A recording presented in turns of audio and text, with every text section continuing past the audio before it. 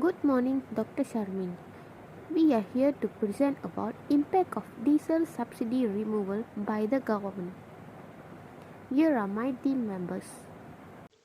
Introduction. Diesel subsidy is monetary help given by the government to decrease the price of fuel for shoppers. It is done to keep fuel costs lower and make it more reasonable for the common populace. Recently, it was evacuated. This appropriation brought lower fuel costs at the pump than the genuine advertised cost. This is since the government has been retained a puzzle of the facts to keep up reasonableness for everyone. Whereas this may appear advantageous, it can also unfavorable impact to the economy. Diesel subsidy contribute altogether to the government's consumption.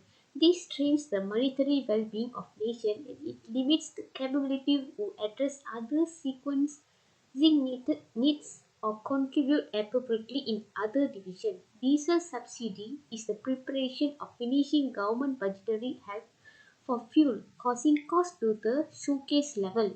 This leads to expand fuel costs.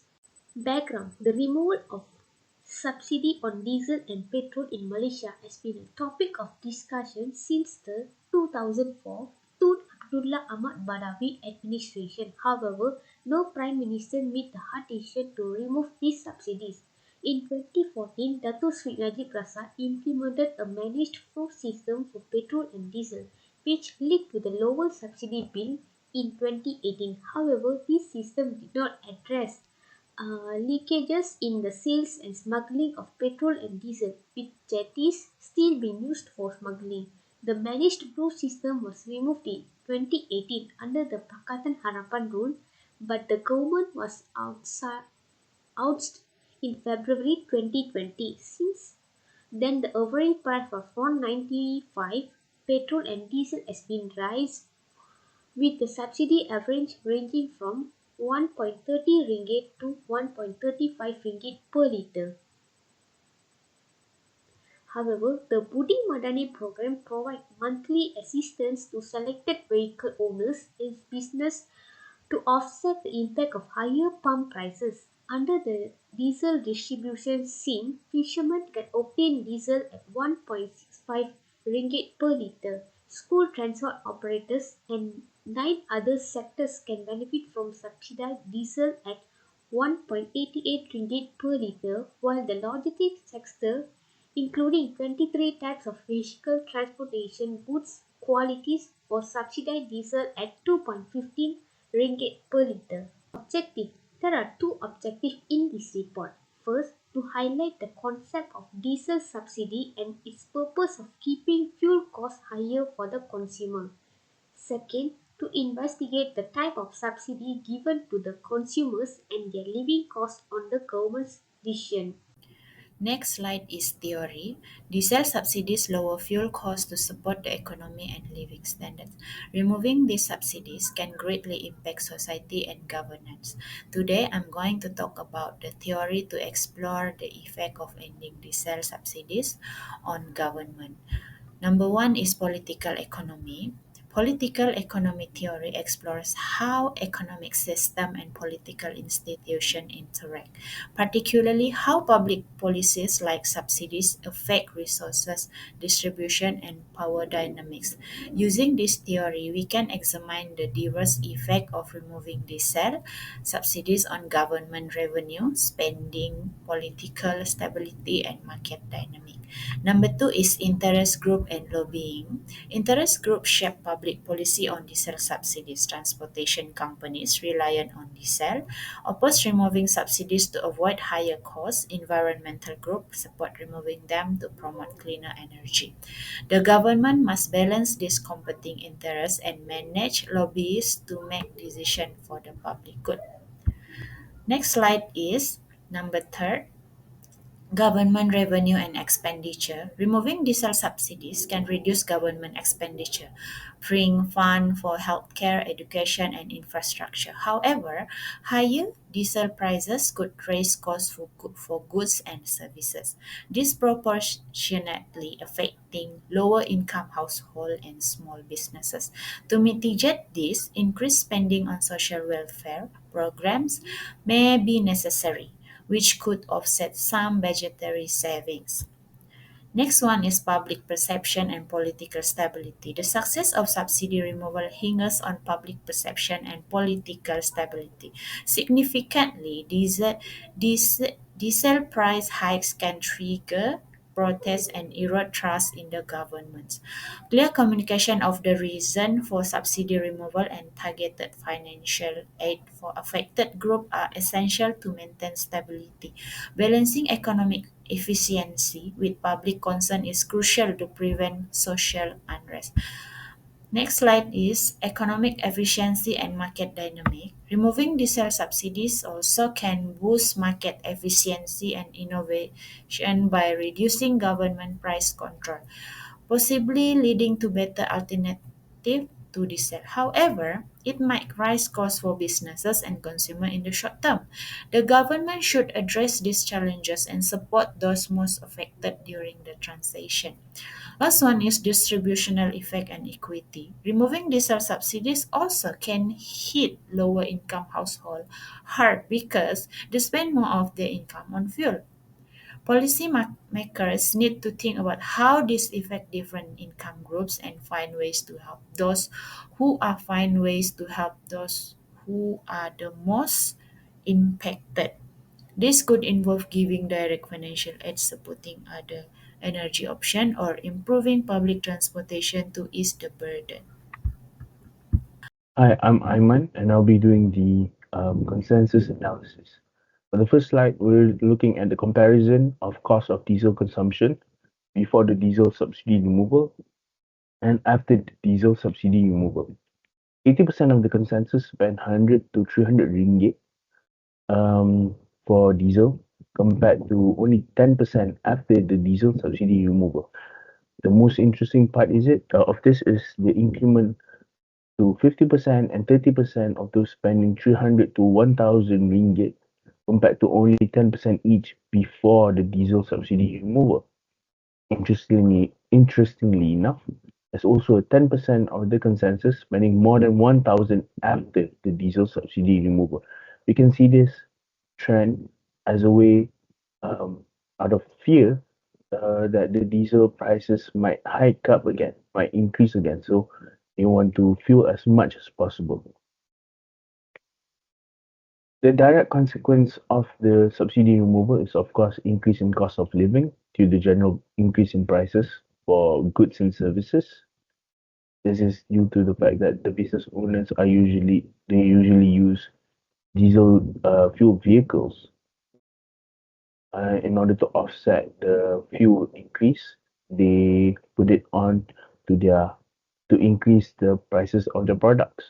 This, of course, impacts the lower and medium income class by decreasing their purchasing power and, of course, their disposable income. Um, and with that being said, the other direct consequence is increasing demand of public transport. Um, because people will find alternatives instead of just using their diesel fueled vehicles to get around.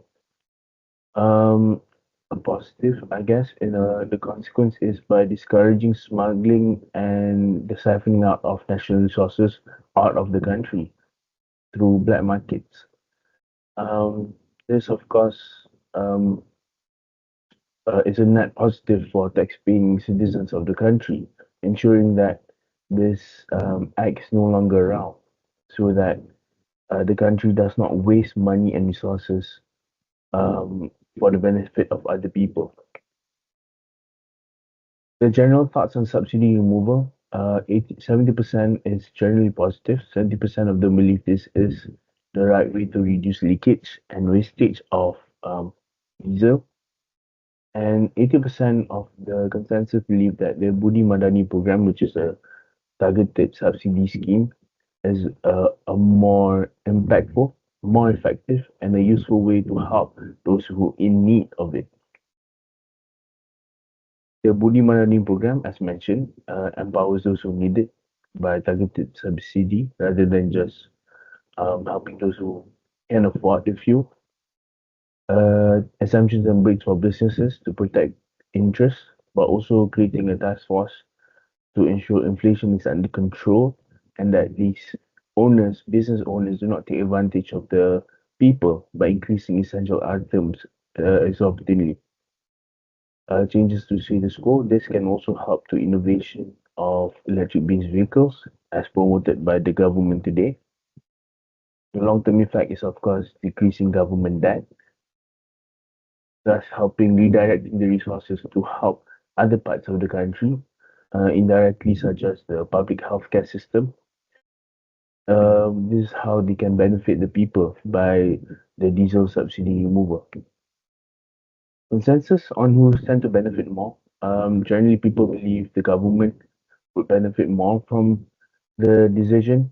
However, it is important for the government to be proactive and take preventative and preemptive actions to ensure that these the decision the effects from this decision does not run long, as it could worsen the country's economy even more.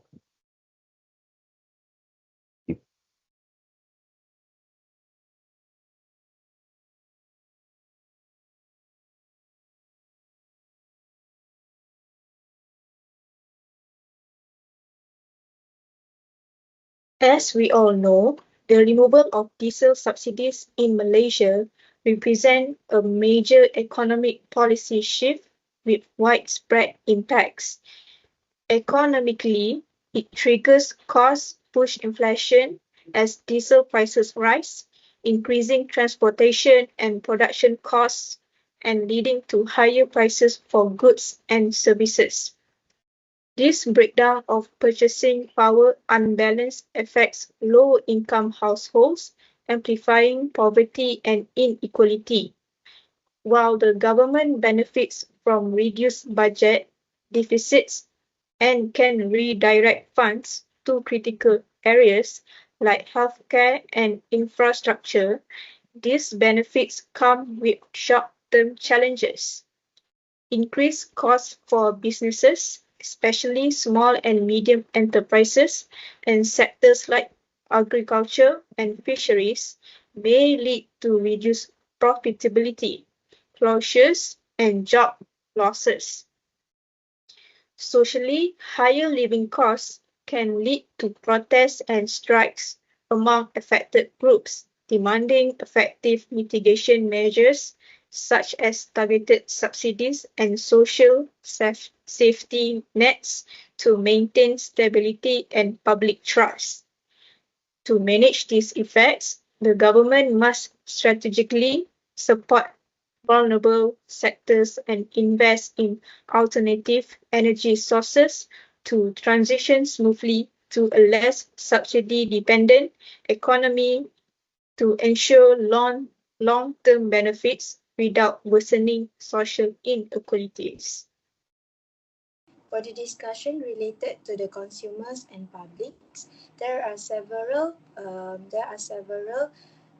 effects that happen because of this issue, which is first, immediate effects, increased diesel prices. With the removal of diesel subsidies, we will see a direct increase in diesel prices. This will lead to higher transportation costs, which will in turn drive up the prices goods and services across the board.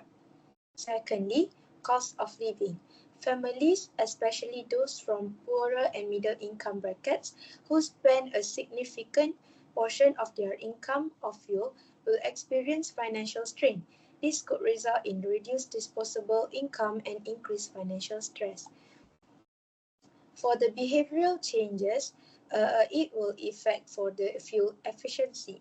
As diesel prices rise, individuals and business may be incentivized to adopt more fuel-efficient vehicle and practices. This could lead to a gradual shift towards greener technologies and driving habits. For the public transport, higher diesel costs may make public transport a more attractive option. This shift could help reduce traffic congestion and lower emission, contributing positively to urban environments. And this is also related to the business impact. It will make the higher cost which the transportation and logistic industries are likely to face increased operational costs. This could translate into higher prices for goods and services, affecting both consumers and businesses.